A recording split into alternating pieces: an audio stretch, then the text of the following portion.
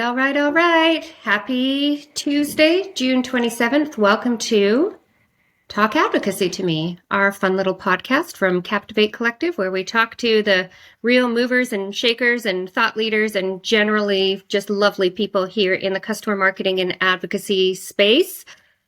Today, we're talking with Jessica Highsmith. She's the head of thought leadership and amplification. That's a real mouthful, Jess. It is. Of the Global Customer Advocacy Marketing Organization at Cisco. She's also an Italian culinary food blogger. And Jess, we're here today to talk about customer advocacy no longer being a program, but being a portfolio. And just as advertising has become more targeted, B2B brands today are tapping into the power of personalized customer engagement programs. But the question is, how do you create cohesion and eliminate confusion for your prospective members when your advocacy portfolio is continuously, hopefully, expanding, growing, evolving, and responding to market conditions and also the needs of your customers? So Jess, today we are going to talk about how to align customer advocacy programs, increase the impact of your advocacy brand, and best practices. We love those best practices here at Captivate for creating a better experience for customers and collaborators. That's a lot, and you're really the person for us to talk to about this. How's it going, Jess? Oh, thank you so much, Deena. I first want to thank you for having me on today. This is such a treat to get to kick it with one of my favorite people in the industry. So thank you so much for the honor to be here. And I just want to also just introduce myself again. For those of you that may not know me or may not be familiar with me, I've been at Cisco for about 7 years now and started in the global customer stories team under product marketing, was challenged with working on security customer stories, which we all know that is a very fun challenge indeed. Prior to joining Cisco, I was actually working in public relations for many years. So I used to support several B2B and B2C customers with their crisis communication management, media relations, social media, you name it. You know, if you've worked in PR, you know it's kind of a mixed bag. You're pretty much all hands on deck doing everything. So I do think having that background has served me very well and positioned me well to come into a company like Cisco and really be tasked with, okay, we've got all these amazing programs. These are customer and partner facing programs, but there's a lot going on there and it can be very confusing. It's challenging, not just for us to get our arms wrapped around, but for our actual customers and end users to understand, well, what is available to me? It all sounds great, but where do I even begin? So I was excited when you tapped me for this conversation because this is quite literally something that we've been working on for the past several years at Cisco. And for those of you that aren't familiar with our global customer advocacy marketing organization, we do work with several advocacy and marketing colleagues all around the world. I say several, it's more like hundreds if we're being honest. And I would say collectively, we really work together to build programs that obviously are working well for Cisco, but more importantly, they're serving our customers and partners in a way that makes sense for them. So collectively, that's something that we're really keen to do is to make our customers' lives easier and really put them at the heart of everything that we do. I know a lot of people say that, but do they walk the walk and talk the talk? I really do feel like Cisco does. We are one of those rare few that actually does. And one of the biggest challenges I will say in creating that cohesion that you were asking about is around our Cisco Insider program. And hopefully this is where your mind was at, Deena. But a few years ago, I say a few, but 7 years ago, Christina Maluzzi, who is our fearless leader, who has championed advocacy at Cisco from day one, she set out to create this customer advocacy program at Cisco, which was happening in some pockets here and there, but really there was no unified programming around it.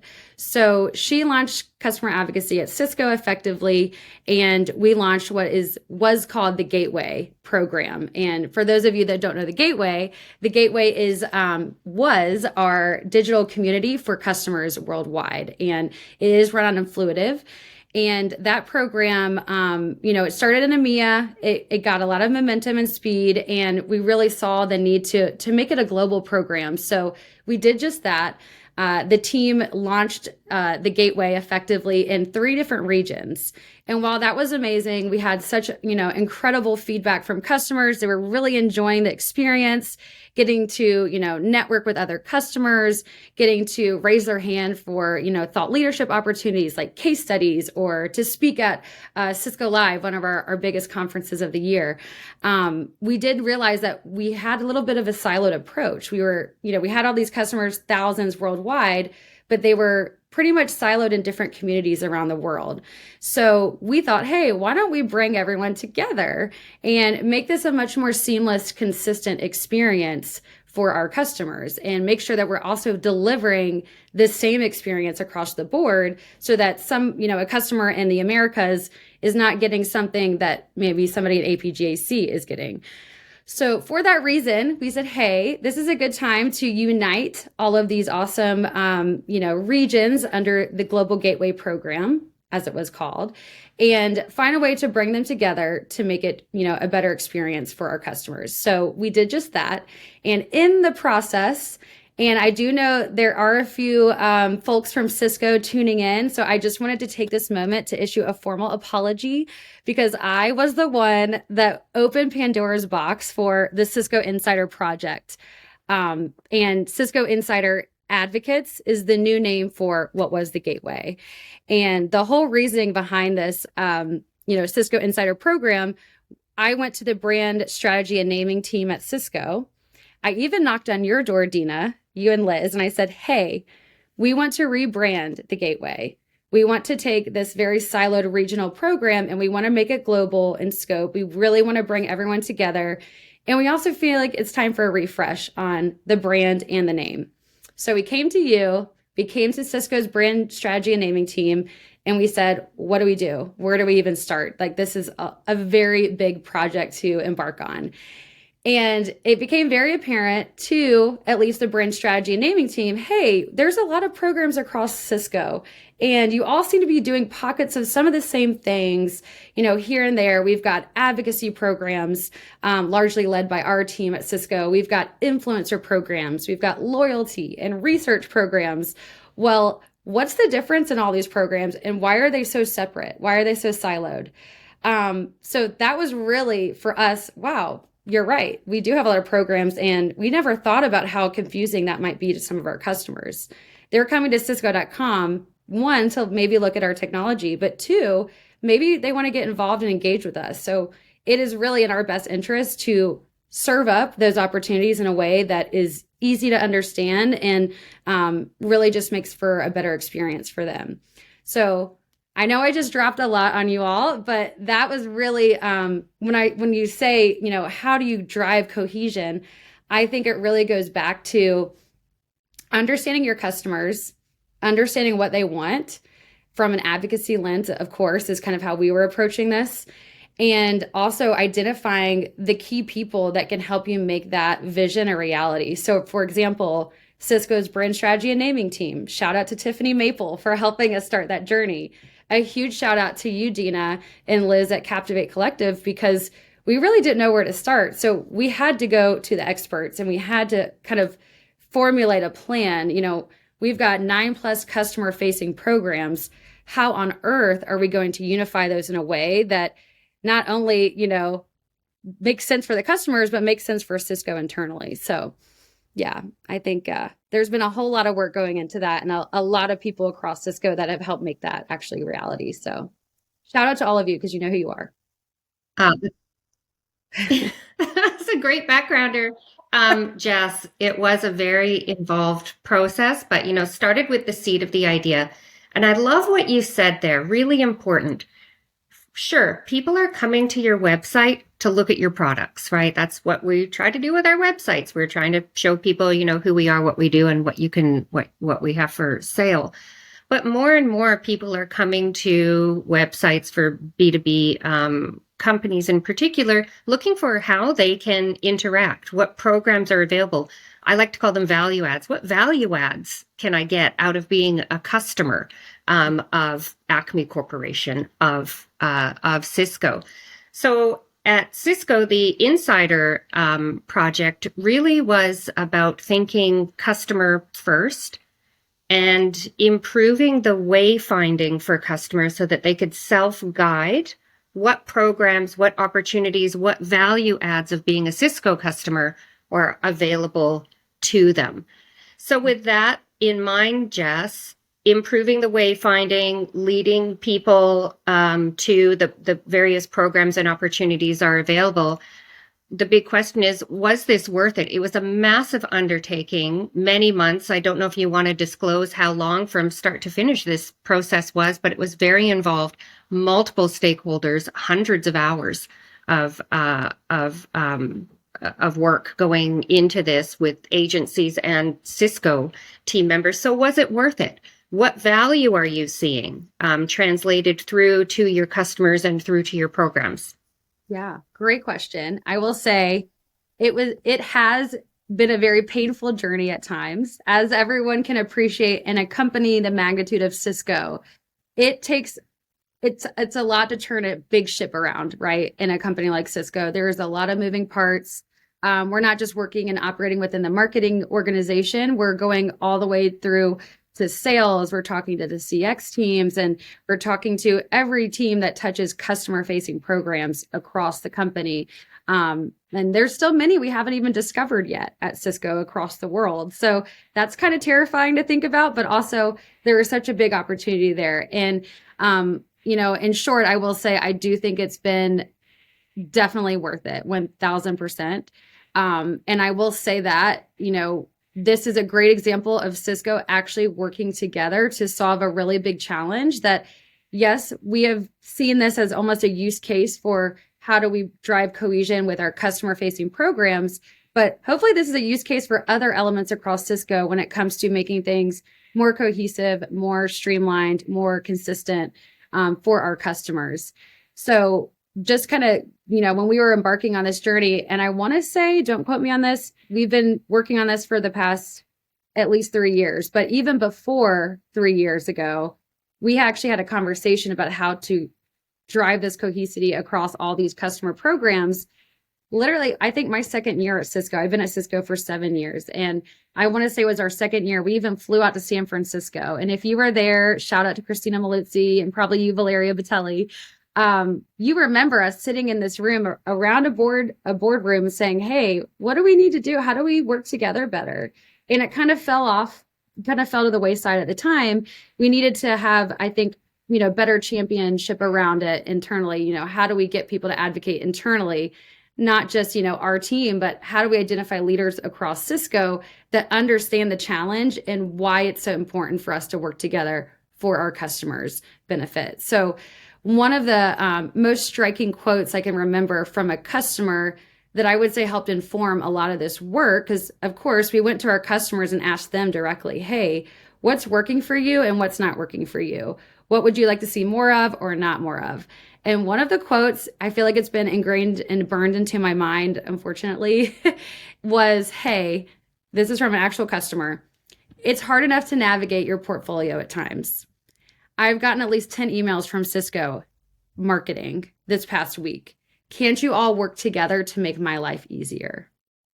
And that is a very compelling quote. And I share that publicly because everyone, no matter how big or small your company is, if you have multiple customer facing programs, you better be aligned, and you better have a communication strategy also that's fully aligned so that you are not over inundating your customers with the same messages or sending 10 marketing emails in 1 week. That's just crazy, right? So that was happening. We had heard from our customers before, hey, it'd be great, to really understand all the other opportunities available across these different programs. It would be nice to have less communication at times.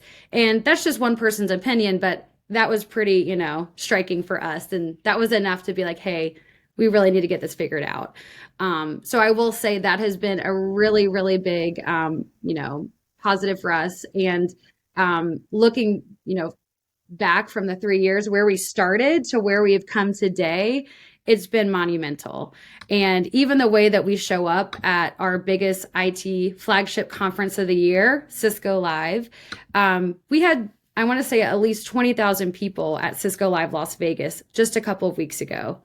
And any planning and organization behind putting anything together an event of that size, it takes a lot of work. So we were really keen to once again show up as Cisco Insider, a holistic program with different pathways and opportunities for our customers and partners, to really understand, hey, these are the opportunities available to you, the value adds, if you will, and we want to make this easy for you and also fun and exciting. So we created a really amazing space on site at Cisco Live, and I would say all of us are really proud of kind of, where we've come in all this time. And I think every time we do one of these events where we have to figure out how to show up together, things get better every single time. So for that, I'm very proud. And I hope the team's also as proud as I am. Been a big team effort. I don't know that anyone does events better than the insider team when it comes to how you show up at massive events like Cisco Live. Jess, a point of clarification.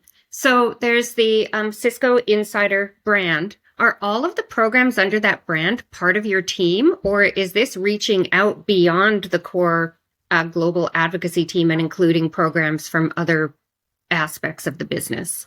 That is a great question. This is reaching far beyond our global advocacy team and even our regional advocacy teams, which we work in lockstep with every single day. We're aligning with our regional advocacy teams too. This is reaching to teams across CX and other parts of the business. So it really has been such a monumental effort to get all of us aligned cross-functionally and really understanding, hey, at the end of the day, we're all playing for the same team here, Cisco being that team, and our customers are our most important stakeholders. So it's on us to work together and to figure that out and to make their lives easier and to make them enjoy, working with Cisco, to make them enjoy the value add and all the opportunities that we have to offer. And for me, like with my communications hat on, it's great to have all these opportunities, but if you don't find a way to, I guess, effectively communicate them and offer them up, and even the way that we show up on Cisco.com, we had to completely rethink how we do all of that because we had multiple websites where you could tell we were not communicating. It was very siloed, and our customers didn't understand the difference, and they didn't understand, well, why would I be in this program and then also in this one? What's the value for me? So I think we've done a really incredible job across the organization. Everyone that's touched Cisco Insider has really played a pivotal role in how we show up today. And yeah, it's been hundreds of people, I think, over the past 3 years that have made that a reality. I think what you've done here, Jess, is you've really set a new standard for what we used to refer to as internal buy-in. And with the incredible rocks that you've been able to move at an organization the size of Cisco, and to bring teams from other areas of the business underneath this kind of one roof of Insider, takes that concept of internal buy-in to a whole new level, where you're not just trying to educate people about the value of what you're doing, but you've branded the whole effort in a way that is easy for the outsider to plug into and to understand. And it's easy to see those threads between the programs, regardless of where they are in the business. Jess, with the benefit of having this massive project under your belt, a big feather in your cap. So congratulations to you and all of the other team members who brought this to fruition.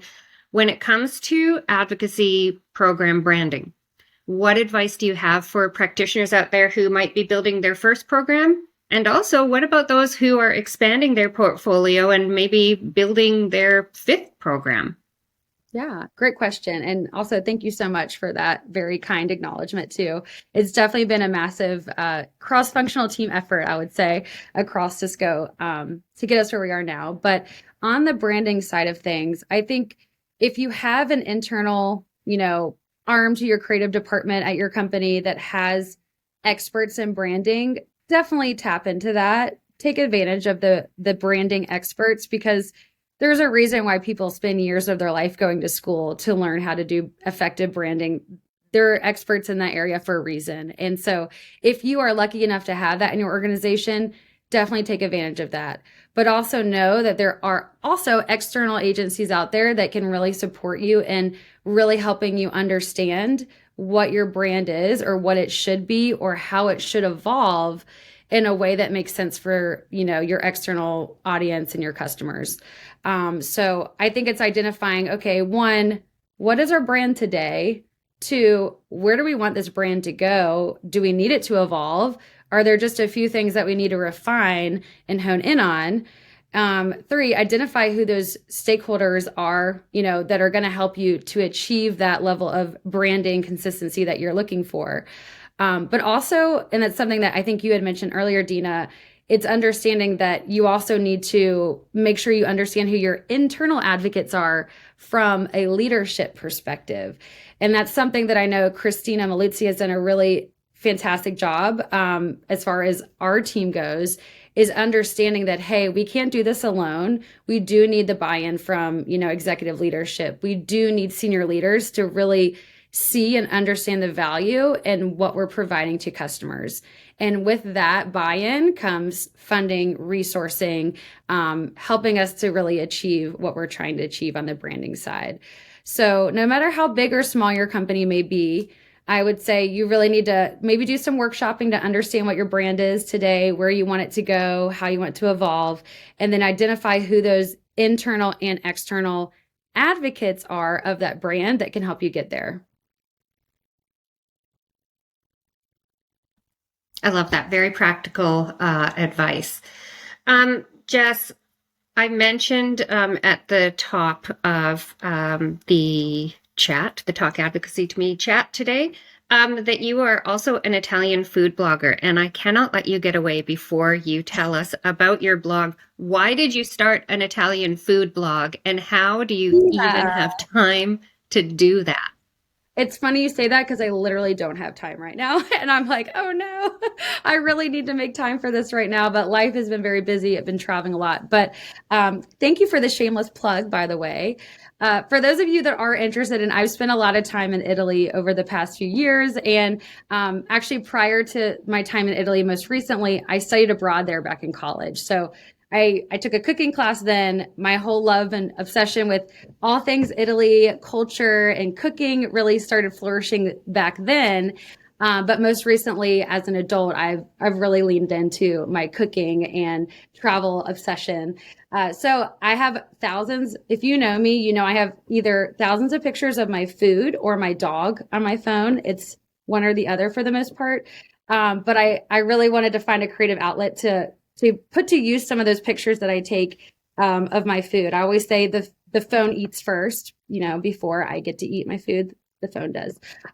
So anyways, I've really enjoyed putting the website together. And for those of you that don't know, it's called La Dolce Limone, which stands for the sweet lemon in Italian. It's more of a reflection of me as a person. I love bright lemony stuff. I love to cook with lemons.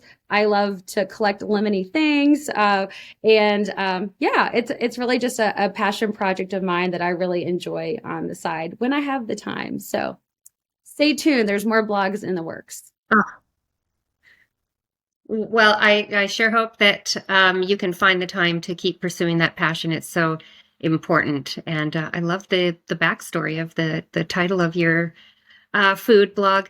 Jess, we're getting close to half past here, so I'm going to thank you so much for coming in and chatting with me today. Time spent with you is always time well spent. I love our conversations and the working relationship that we have and the friendship. So thank you so much for spending your time here today, sharing your knowledge and wisdom about advocacy program branding. Congratulations again to you and to all of the Cisco team for the incredible rebrand and consolidation and cohesion using brand of your advocacy program portfolio. It really is the gold standard in the industry today.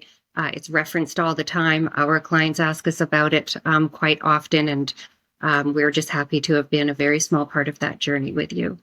Oh, thank you so much, Deena. I appreciate it. You've been a huge part of that journey from day one. So just want to give credit where it's due. So thank you so much, Deena. I really appreciate it. And thank you so much again for having me on today.